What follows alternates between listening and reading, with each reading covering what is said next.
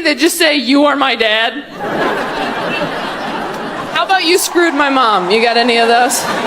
I'll get a blank one. It's fine. All right. "You are a father. This is a day. Here is a card." Nailed it. Someone made plans for what they want to happen to their remains. What's right here? Are you just trying to be funny, or is this serious? It's serious? Okay. Sorry, I just want to make sure my security was here. They are. They're really close. Like, you want your ashes turned into a marionette? Like your body? No, clearly that's insane. Do we have anything else? I'm sorry. You're trying to be funny for sure. Because that's that's a fucking episode of American Horror Story. That's something you pitch to Ryan Murphy, not tell your loved ones to do when you're dead. That would be insane. Imagine if, like, your dad died, and you were reading his will, and he's like, "You get my money, you get my car. By the way, you're gonna need some string. Keep being fun at parties. Do what you gotta do. Hire someone. I want a real puppeteer. Don't just fucking get your uncle to do it. I want a professional dancing me around." It's about halfway down. Everybody's like, "She's an angel. She's beautiful. She looked okay." And you ever go to a wedding like, "Huh, that's your best. Interesting." So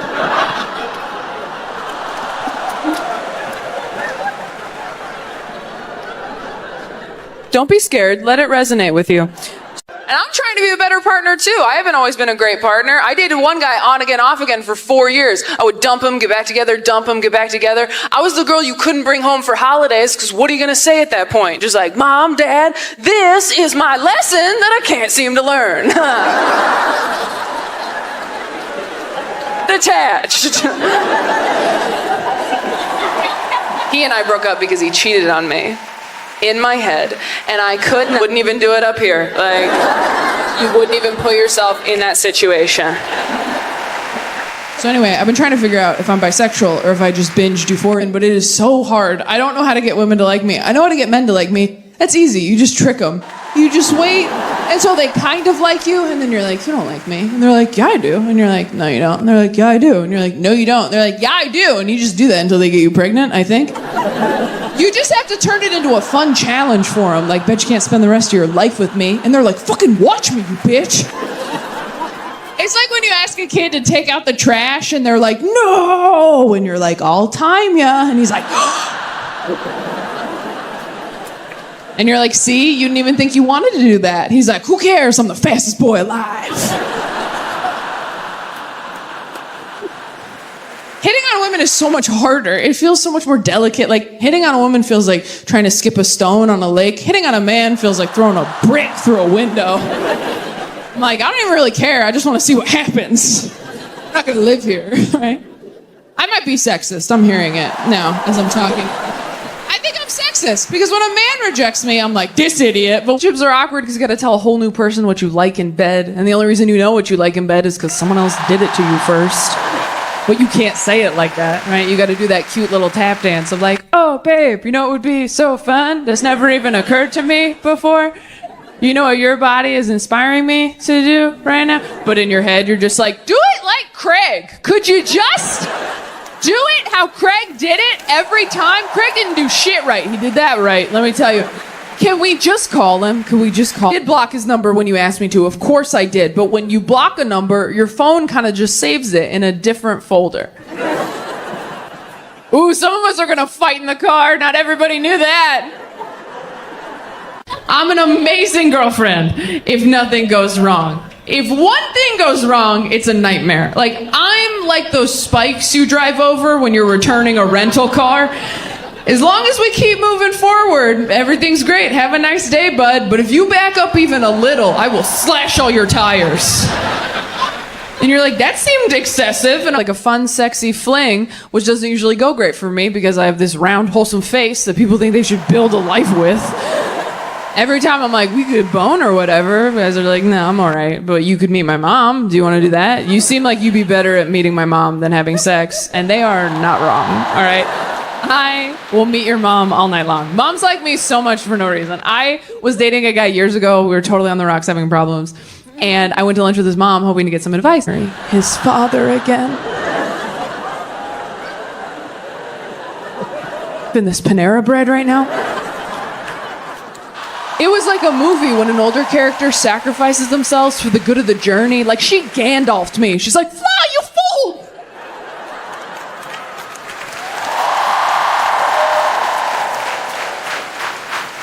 She was a bad mom and a bad wife, but such a good friend. Oh my God. Hoes before sons, am I right? I think about my boyfriend's life has been until recently when I found out he's never had sex in a car. Now we're back on Team Taylor. I'm like, never? He's like, no, but I'm down. I'm like, we're not brainstorming. Like, we have a home. Like, do you want to have sex in a car? He's like, I mean, sure, that sounds kind of hot. And I was like, oh, hop in, Speed Racer. Let's kill a dream. Because anybody who's had car sex knows what I know, that car sex is for children or criminals.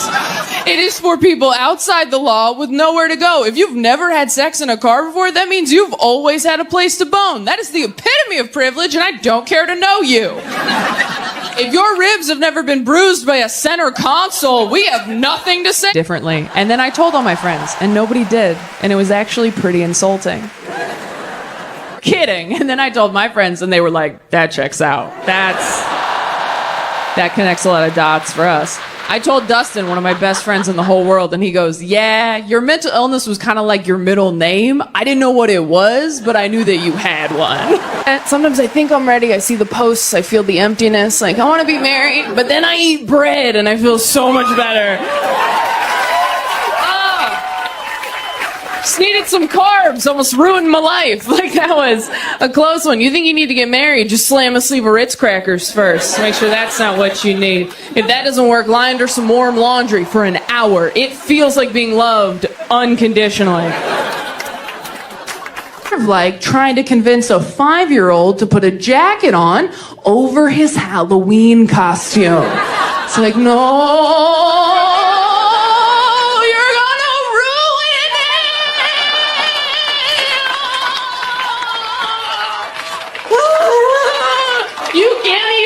See it. This is a great. Got me a goat as an apology.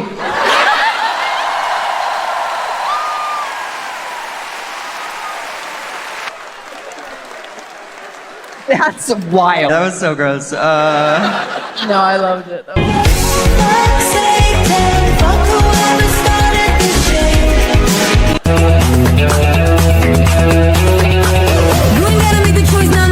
Are you guys ready for your headliner this evening?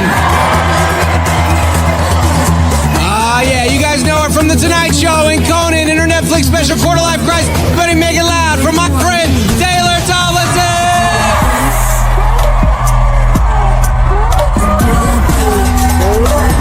You guys happy too when you go, what's the secret to a happy marriage? And they just go, just laugh a lot. And you're like, help me!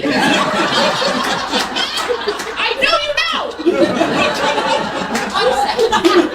know! A lot of sex? Now you're bragging.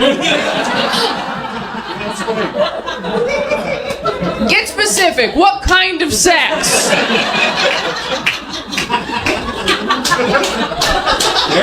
You're so happy, I'm like, how do you give a blowjob? Like, that's how happy they are. What do you think the biggest thing that you guys have fought about over the course of your relationship? Fight. Fuck you, man.